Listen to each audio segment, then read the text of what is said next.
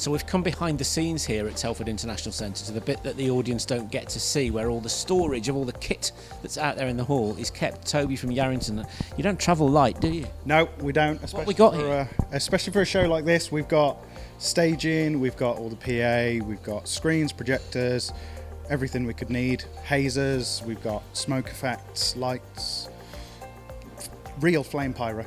And it's all brought in. There's nothing that's actually sort of already in the venue. No, it's all brought in for this one. Pretty much the only thing that's on the venue is the tables that you sit on to enjoy your meals. So what time do you have to get here in the morning before the awards then? Or do you do it the night before or days before? Well, I mean, days before would be ideal, but no, we are in at 10 o'clock in the morning.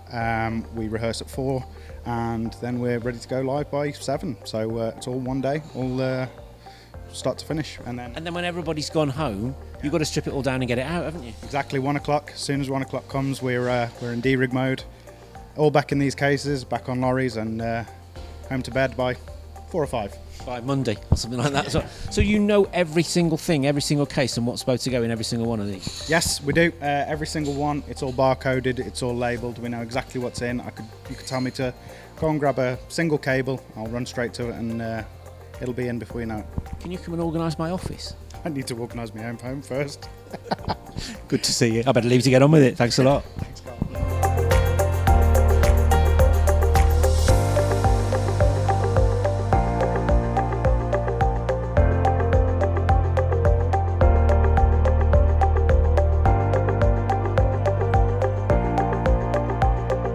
I'm here now with Ruth Ross, Chief Executive of Shropshire Chamber, proving that no job is too big or too small on a day like this. So you're laying out all the programmes on the table. It's all hands to the deck, isn't it? It is. I think we've got we're chasing down the people who are actually putting out the chairs at the moment. So we're putting the pressure on them to sort of speed it up a little bit. So. It's always amazing, isn't it? You know, when you come into a hall, maybe an hour or two before an event, how much you think they'll never get all of this ready, and then it all just happens really quickly, doesn't it? I think the first year I came and it was like, oh my giddy aunt, you look at it and you go, it's never going to be ready in time. But they do turn it around, and then you walk in afterwards, because you go back and get ready for the evening, put the dress on and everything. You come back in and you go, wow, they have. And it's like a couple of hours and it's completely transformed. So. And that's what I love about this event, the fact that when people walk in the hall for the first time, they're blown away. They knew it was going to be big, but they didn't quite expect what they see, which is great, isn't it? Yeah, it is those first timers, and I love it when on the run up to it say, have you ever been to before? And they say no, never, and you just know that as soon as they walk through they're going to go, oh, I didn't realise. So yeah, that's why we have to have it here as well, because there is so many people, so it's good event. I'd better let you carry on with your work then, hadn't I?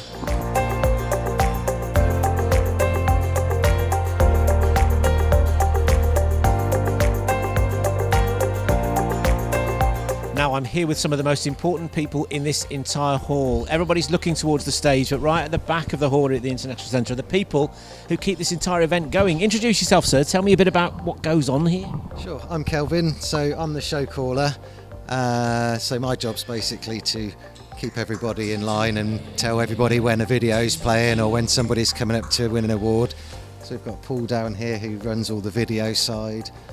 Then we've got some Twitter feed things going on here. On the right, we've got camera boys that are doing all the vision mixing and records for later on and people can see. Followed by sound, who's the most important from our point of view. And finally, our lovely lighting guys at their end to make it look pretty. Sound's not the most important when we're trying to record an interview, I'll tell you that much. But what sort of, you have to sort of cater for every eventuality, don't you? You have to think of every possible thing that could go, a bit left field, right field. Exactly, yeah. So we have little backup things just in case something goes down technically or somebody doesn't turn up on time or something happens. So we have to think on our feet quite a lot, and whatever we plan is just a guideline of where we actually end up at the end of the night. What's in your special black book? This is all my secret notes of winners and times to push them on the stage and off the stage. Put it in soft focus so nobody can read it. Excellent. Good to see you. Thanks a lot, Kelvin. Cheers.